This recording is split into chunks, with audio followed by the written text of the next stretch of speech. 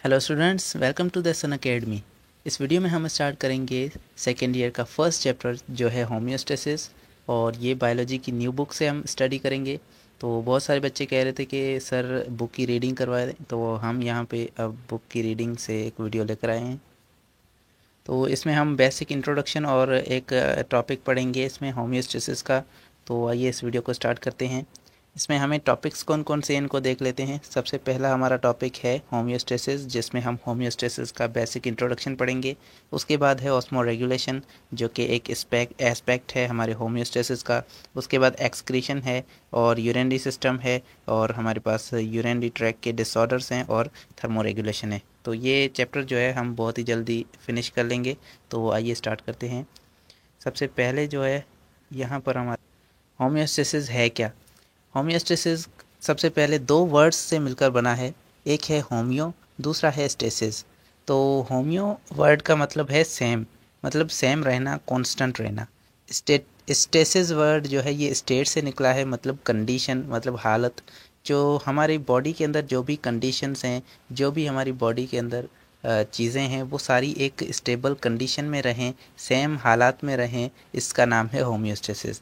मतलब हमारी बॉडी का एक ऐसा सिस्टम है जो हमारे पूरे बॉडी के अंदर जो भी चीज़ें हैं, जो कंडीशंस हैं, हमारे अंदर का एनवायरनमेंट है, उसको मेंटेन करता है, उसको सेम एक स्टेट, एक स्टेबल हालत में रखता है। तो इस सिस्टम को हम होम्योस्टेसिस कहते हैं। तो आइए देखते हैं आगे बुक क्या कहता है। The term homeostasis was introduced by Walter B Cannon. Walter B Cannon ये एक साइंटिस्ट का नाम है जिन्होंने इस वर्ड का पहले यूज़ किया था। मतलब होम्योस्टेसिस को सबसे पहले कौन लाए? Walter B Cannon. इन्होंने इस वर्ड को इंट्रोड्यूस किया जिसका नाम है होम्योस्टेसिस। तो डेट भी लिखी हुई है, 1871 में ये जो है वो पैदा हुए थे और 1945 में ये डेथ हो गई इनकी। He described itself as the self-regulating process by which biological system maintain stability while adjusting the changing conditions। तो इन्होंने कैसे डिस्क्राइब किया है होम्योस्टेसिस को? इन्होंने एक डेफिनेशन बताई है कि ये एक सेल्फ रेगुलेटिंग प्रोसेस है। सेल्फ रेगुलेटिंग का मतलब है बॉडी जो है वो खुद से इस प्रोसेस को चला रही होती है, खुद से ये रेगुलेट होता है। जो भी कंडीशंस चेंज होती हैं हमारी बॉडी के अंदर, जो भी हमारी बाहर की कंडीशंस में चेंज आती हैं, उसके हिसाब से हमारी बॉडी का अंदर का सिस्टम जो है वो मेंटेन होता है, एक स्टेबल कंडीशंस में रहता है। और बायोलॉजिकल सिस्टम जो है ये खुद ब खुद सेल्फ रेगुलेट होता रहता है। तो इस प्रोसेस को हम होम्योस्टेसिस कहते हैं। होम्योस्टेसिस एक्चुअली क्या है? जो हमारा इन्वायरमेंट होता है, बाहर की कंडीशंस होती हैं, वो चेंज होती रहती हैं, एडजस्ट होती रहती हैं। तो उसके हिसाब से हमारी बॉडी को एडजस्ट करने का नाम है होम्योस्टेसिस। हमारी बॉडी का टेम्परेचर 37 सेंटीग्रेड होता है और ये हमेशा 37 ही रहे, चेंज ना हो पाए। चाहे बाहर की कंडीशन कुछ भी हो जाए, हमारी बॉडी का टेम्परेचर यही सेम रहे, ये इंश्योर करता है होम्योस्टेसिस। तो इस तरह से हमारी अंदर की कंडीशंस को मेंटेन करता है होम्योस्टेसिस। उसके बाद लिखा हुआ है homeostasis is essential for continuity of life as it is responsible for stability of body functions according to the environment। हमारे environment की हिसाब से जो है हमारी बॉडी की कंडीशंस को स्टेबल रखने का नाम है होम्योस्टेसिस। और इसकी वजह से ही हमारी ज़िंदगी जो है वो कंटिन्यू है, हमारे इंसान की लाइफ जो है वो चल रही है होम्योस्टेसिस की वजह से।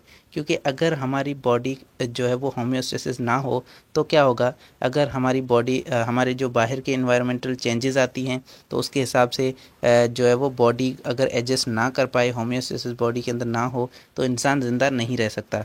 क्योंकि अगर देखें हमारी बॉडी के अंदर क्या है, वाटर है।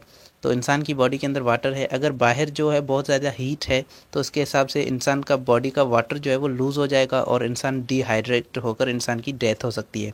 या फिर अगर टेम्परेचर जो है वो बाहर इन्वायरमेंट का टेम्परेचर बढ़ रहा है तो इंसान की बॉडी का भी टेम्परेचर बढ़ जाएगा, और उससे क्या होगा?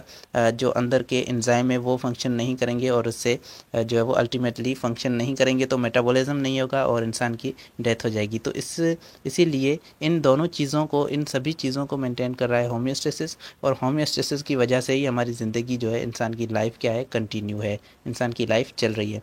तो इसीलिए होम्योस्टेसिस इंसान की बॉडी के लिए बहुत ही इंपॉर्टेंट है। आगे आते हैं, organisms live in terrestrial and aquatic animals. तो इन ऑर्गेनिजम्स जो है वो दो तरह के होते हैं। एक है हमारे पास टेरेस्ट्रियल ऑर्गेनिज्म। टेरेस्ट्रियल वो ऑर्गेनिज्म जो लैंड पर रहते हैं, तो लैंड पर रहने वाले ऑर्गेनिजम्स को हम टेरेस्ट्रियल एनिमल्स या टेरेस्ट्रियल ऑर्गेनिज्म कहते हैं। बाकी जो है वो एक्वाटिक एनिमल्स होते हैं जो वाटर के अंदर रहते हैं। तो एक वाटर के अंदर रहने वाले ऑर्गेनिज्म हैं, एक ज़मीन पर रहने वाले ऑर्गेनिज्म हैं। These environments have variable conditions. इन दोनों इन्वायरमेंट में, एक है हमारी ज़मीन और एक है पानी, इन दोनों इन्वायरमेंट में जो है वो डिफरेंट कंडीशंस होती हैं, वेरिएबल कंडीशंस होती हैं, चेंज होती रहती हैं कंडीशंस। और moderate to extreme conditions which influence upon the organism. कभी मॉडरेट होती हैं, कभी दरमियान में होती हैं, नॉर्मल में होती हैं, कभी वो एक्सट्रीम पर पहुंच जाती हैं, कंडीशंस जो है वो हार्श हो जाती हैं, ज़्यादा बढ़ जाती हैं, और उनका असर जो है हमें ऑर्गेनिजम्स पर देखने को मिलता है। मतलब अगर जो है वो इन्वायरमेंट में टेम्परेचर बढ़ रहा है तो ऑर्गेनिज्म का भी टेम्परेचर बढ़ने की कोशिश करेगा। तो इस हिसाब से जो इन्वायरमेंट के अंदर चेंजेस आ रही हैं उसका असर जो है अल्टीमेटली उस ऑर्गेनिज्म पे होता है जो उस इन्वायरमेंट में रह रहा है। And they tend to develop physical and physiological changes in the body function accordingly. और ये जो चेंजेस आ रही हैं इन्वायरमेंट में, इसके हिसाब से जो है वो इंसान की फिज़िकल या फिर इंसान का जो अंदर का मेटाबॉलिक जो है वो मेटाबॉलिज्म है वो चेंज होता है।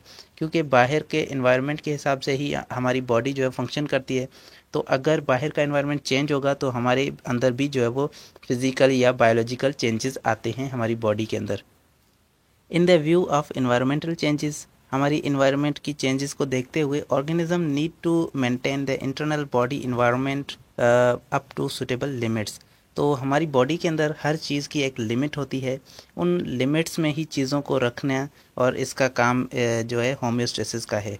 यही काम है होम्योस्टेसिस का कि बॉडी का बाहर की इन्वायरमेंट के चेंजेस के हिसाब से हमारी बॉडी के अंदर की जो लिमिट्स हैं उनको मेंटेन करना। हमारी बॉडी के अंदर जो भी चीज़ों हर चीज़ की लिमिट है, उस लिमिट को मेंटेन करना, मतलब वहीं तक ही चीज़ें जाए, ज़्यादा जो है वो अगर उस बाहर के इन्वायरमेंट की वजह से हमारे अंदर की चेंजेस बढ़ जाती हैं तो इंसान जो है वो ख़तरे में आ जाता है। उसके बाद आगे लिखा हुआ है, the body environment comprises with different components including body fluids, tissue, organ system etcetera. तो हमारी बॉडी के इन्वायरमेंट के अंदर क्या क्या आता है, यहाँ पर बॉडी इन्वायरमेंट की बात की जा रही है। तो बॉडी इन्वायरमेंट के अंदर क्या क्या चीज़ें आती हैं, इसके अंदर हमारे बॉडी के फ्लूइड्स आते हैं, मतलब हमारे जो सेल्स के बीच का जो फ्लूइड है, इंटरस्टिशियल फ्लूइड, ये सारे फ्लूइड जो है आते हैं हमारी बॉडी के अंदर। जो भी फ्लूइड हैं वो सारे इसके अंदर आ जाते हैं। और हमारे टिश्यूज़ जो हैं, हमारे ऑर्गन्स हैं, ऑर्गन सिस्टम्स हैं, हम इवन हमारा सेल जो है, ये अकेला सेल जो है ये भी होम्योस्टेसिस करता है। तो बहुत सारे कंपोनेंट्स हैं जो हमारे अंदर के इन्वायरमेंट में आते हैं और उन्हें होम्योस्टेसिस करने की ज़रूरत है। These components are physiologically well integrated with different efficiently controlled and coordinated by endocrine system and nervous system। तो ये जो भी कंपोनेंट्स हैं हमारी बॉडी के अंदर, ये सारे कंपोनेंट्स मिले हुए हैं, हमारे वेल इंटीग्रेटेड हैं। उसका मतलब है हमारे अच्छे तरीके से जुड़े हुए हैं हमारे सिस्टम से, जो कि हमारा कंट्रोल करने वाला सिस्टम है, जो एंडोक्राइन सिस्टम है और नर्वस सिस्टम है, ये सारी चीज़ों को कंट्रोल करते हैं। तो इनके साथ मिले हुए हैं और कोऑर्डिनेट के अंदर हैं हमारे पूरे जो बॉडी के कंपोनेंट हैं वो। तो सारे इनके साथ मिले हुए हैं, तो इस हिसाब से ये क्या करते हैं, उन्हें सिग्नल्स देते हैं, उस हिसाब से वो काम करते हैं और होम्योस्टेसिस मेंटेन हो पाता है। This systems ensure the proper performance of the homeostasis regulatory functions like osmoregulation, excretion and thermoregulation. तो हमारी बॉडी के अंदर ये जो भी फंक्शंस हैं, ये जो भी सिस्टम्स हैं, ये मिल के काम करते हैं और इन्हीं की वजह से हमारी होम्योस्टेटिक रेगुलेटरी जो है मेंटेन हो पाती है, होम्योस्टेसिस एक्टिविटीज़ मेंटेन हो पाती हैं। जैसे कि इसके अंदर ऑस्मो रेगुलेशन आता है, एक्सक्रीशन और थर्मो रेगुलेशन। तो ये तीनों काम जो है इससे मेंटेन होते हैं। ऑस्मो रेगुलेशन का मतलब है वाटर का बैलेंस, हमारी बॉडी के अंदर पानी का बैलेंस, और एक्सक्रीशन का मतलब है जो वेस्ट प्रोडक्ट हमारी बॉडी के अंदर बन रहे हैं उनका बैलेंस होना, और थर्मो रेगुलेशन का मतलब है हमारी बॉडी के अंदर टेम्परेचर का, हीट का बैलेंस होना। तो ये तीनों चीज़ें हमारी बॉडी के जो नर्वस सिस्टम है और एंडोक्राइन सिस्टम है, ये मिल के हमारे ऑर्गन्स के साथ मिलकर ये काम करते हैं और इसको हम होम्योस्टेसिस कहते हैं। और adjust the maintain balance between the external and internal environment body. तो हमारी बॉडी के अंदर के इन्वायरमेंट और बाहर के इन्वायरमेंट के बीच में बैलेंस क्रिएट करने का नाम होम्योस्टेसिस है। तो ये जनरल इंट्रोडक्शन था होम्योस्टेसिस का। आगे हम पढ़ते हैं एलिमेंट्स ऑफ होम्योस्टेसिस। एलिमेंट्स का मतलब है वो चीज़ें, वो ऑर्गन्स या वो सिस्टम जो होम्योस्टेसिस करने में हेल्प करते हैं। तो यहाँ पर हमारे पास वो चीज़ें हम डिस्कस करेंगे जो कि होम्योस्टेसिस करवाती हैं हमारी बॉडी के अंदर। जैसे कि हमारी बॉडी के अंदर जो होम्योस्टेसिस का प्रोसेस हो रहा है वो एक्चुअली करवाता कौन है, कौन से ऑर्गन्स इसके अंदर इन्वॉल्व होते हैं। तो आइए उनके बारे में पढ़ते हैं। Homeostatic surveillance is based upon the necessary physiological check and balance mechanism of the body state called feedback mechanism or feedback system। तो हमारी बॉडी के अंदर जो होम्योस्टेटिक सर्वेलेंस होती है, मतलब होम्योस्टेटिक कंट्रोल होता है, जो होम्योस्टेसिस मेंटेन होता है, वो हमारी बॉडी के चेक एंड बैलेंस मैकेनिज्म के थ्रू होता है। चेक एंड बैलेंस मैकेनिज्म क्या है? किसी चीज़ को पहले चेक किया जाएगा कि वो सही है कि नहीं है, या फिर कुछ ऐसे रिसेप्टर्स होंगे, वो रिसेप्टर उस चीज़ को डिटेक्ट करेंगे कि यहाँ पर जो है वो चीज़ जो है वो बैलेंस नहीं है, तो उस तरह से वहाँ पर जो है वो होम्योस्टेसिस एक्टिविटीज़ मेंटेन होगी। और ये जो फंक्शन है ये हमारी बॉडी के अंदर एक सिस्टम करता है जिसे हम फीडबैक सिस्टम कहते हैं। फीडबैक सिस्टम क्या है? हमारी बॉडी का एक ऐसा सिस्टम है जो होम्योस्टेसिस मेंटेन करने में हेल्प करता है। हमारे फिजियोलॉजिकल प्रोसेस, मतलब हमारे जो अंदर का फिजियोलॉजिकल प्रोसेस है, जो कि हमारे मेटाबॉलिक रेट्स हैं, उन्हें मेंटेन करने में हेल्प करता है। और ये जो है हमारी बॉडी के फंक्शंस को चेक करता है और उन्हें मेंटेन करता है और उन्हें नॉर्मल स्टेट में रखने में हेल्प करता है। तो ये वो सिस्टम है जो कि होम्योस्टेसिस करने में हेल्प करता है। अब आगे आते हैं फीडबैक सिस्टम में कौन कौन से आते हैं चीज़ें। Feedback system mechanism develops through the some integrated components. इसके अंदर कुछ ऐसे कंपोनेंट्स हैं जो आपस में इंटीग्रेट होकर रहते हैं, साथ में मिलकर काम करते हैं। जैसे कि रिसेप्टर्स हैं। रिसेप्टर वो सेंसरी ऑर्गन्स होते हैं जो कि किसी भी चीज़ को डिटेक्ट करते हैं, कोई भी चेंज इन्वायरमेंट में आता है तो उन्हें डिटेक्ट करते हैं। कंट्रोल सेंटर वो सेंटर होता है जो कि उस रिसेप्टर को रिसीव करके फिर एक रिस्पॉन्स जनरेट करता है जिसके हेल्प से होम्योस्टेसिस मेंटेन होता है। इफेक्टर वो ऑर्गन होते हैं जो कि रिस्पॉन्स जनरेट करते हैं और उस वजह से जो है वो एक्टिविटी कुछ ऐसा एक्शन करते हैं जिसकी वजह से हम एक नॉर्मल रेंज के अंदर, एक नॉर्मल लिमिट के अंदर जो है वो चीज़ आ जाती है। जैसे कि receptors are sensory organs neurologically connected with the nervous system and detect any external or internal environmental changes। receptors क्या हैं? वो sensory organs हैं जो कि neurologically कनेक्ट होते हैं नर्वस सिस्टम से, मतलब वो नर्व से, हमारे नर्वस सिस्टम की जो नर्व्स होती हैं उनसे कनेक्टेड होते हैं। और वो नर्व क्या करती है? मैसेज भेजती है उस कंट्रोल सेंटर के पास, नर्वस सिस्टम के पास, हमारे सेंट्रल नर्वस सिस्टम के पास वो मैसेज जाता है। अगर ये रिसेप्टर्स जो है ये कोई भी चेंज डिटेक्ट करते हैं इंटरनल इन्वायरमेंट में या एक्सटर्नल इन्वायरमेंट में, तो ये क्या करते हैं? एक मैसेज जनरेट करते हैं जो कि हमारे सेंट्रल नर्वस सिस्टम को बताता है। एक मैसेज सेंड करते हैं सेंट्रल नर्वस सिस्टम के बाद। उसके बाद central nervous system CNS acts as a control centre and respond to the concern effector organ to bring back it to normal state of the body.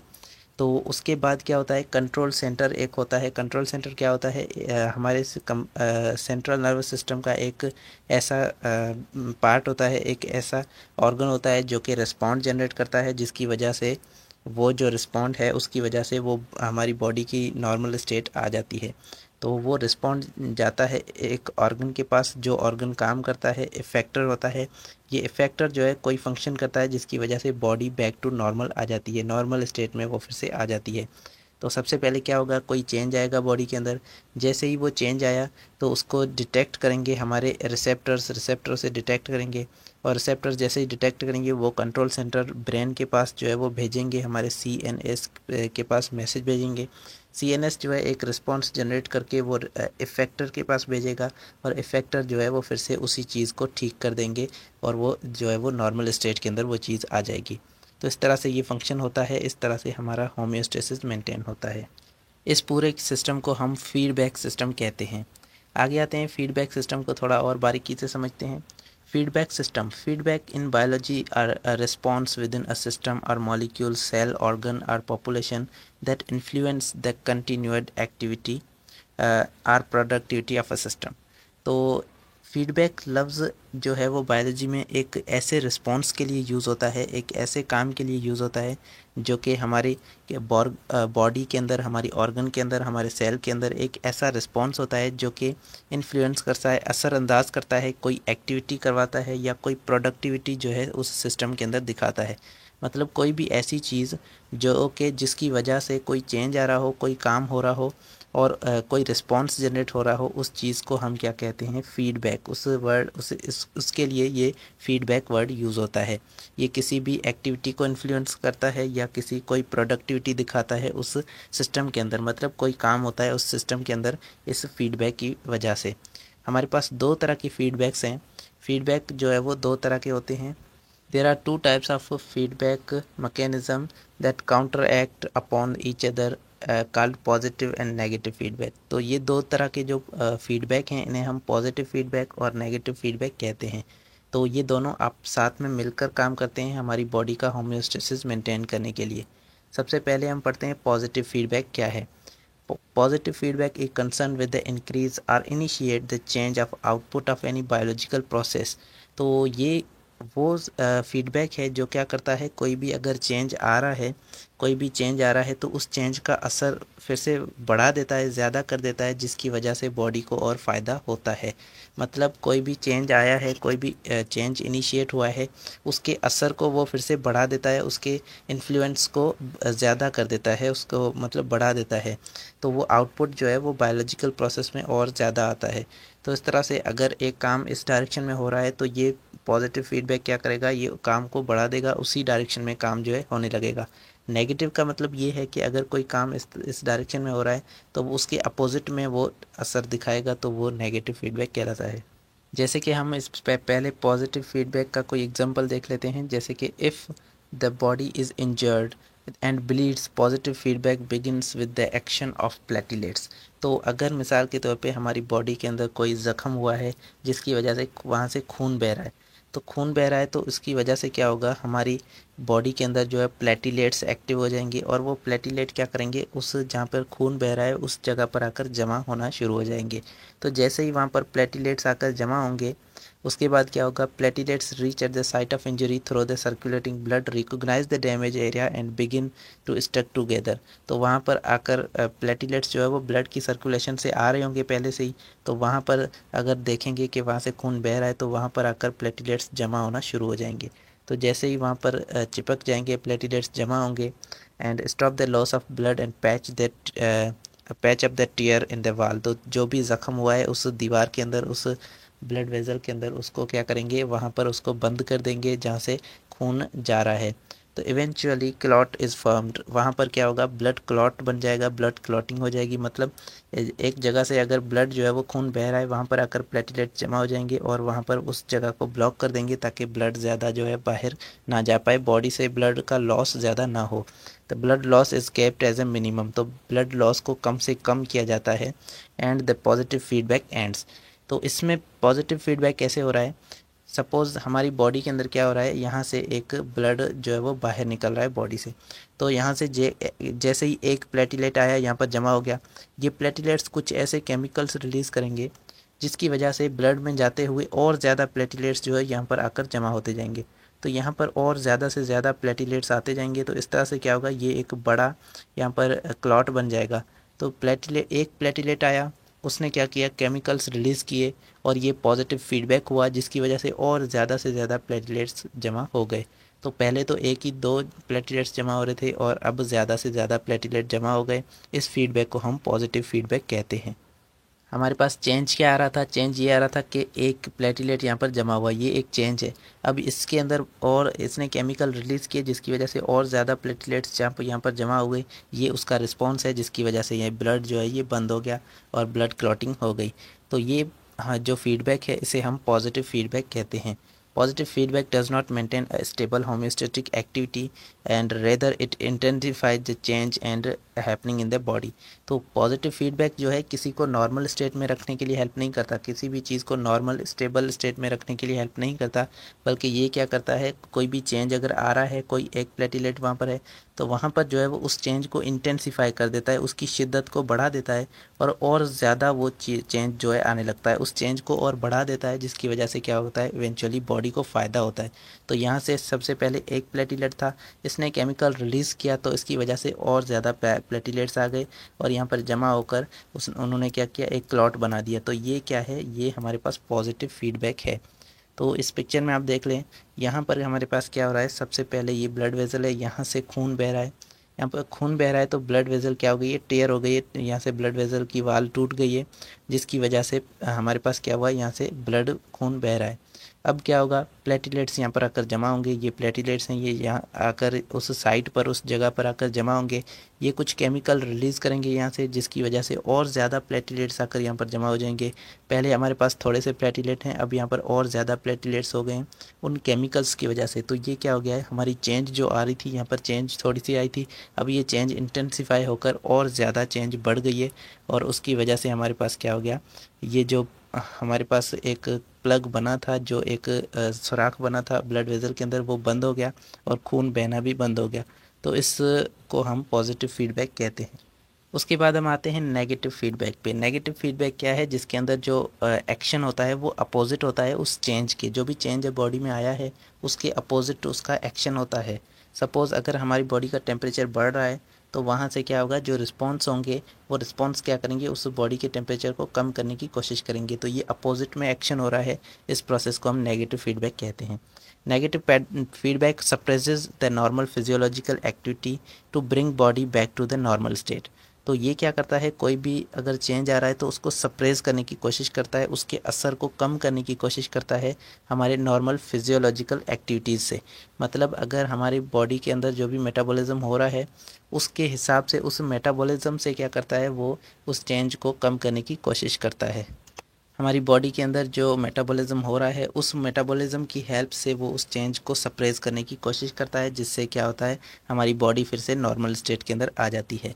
तो इसका example हमारे पास है when it is cold out, जब हमारे बाहर ठंड होती है, सर्दी का मौसम होता है, तो क्या होता है, हमारे पास बॉडी का टेम्परेचर जो है कम होना शुरू हो जाता है। बाहर ठंड होती है तो हमारी बॉडी का टेम्परेचर नीचे हो जाता है, कम हो जाता है। तो क्या होता है, body temperature decreases below the set point. A set point is a physiological value around which normal ranges fluctuate. A normal range is a restricted set of values that is optimally healthful and stable.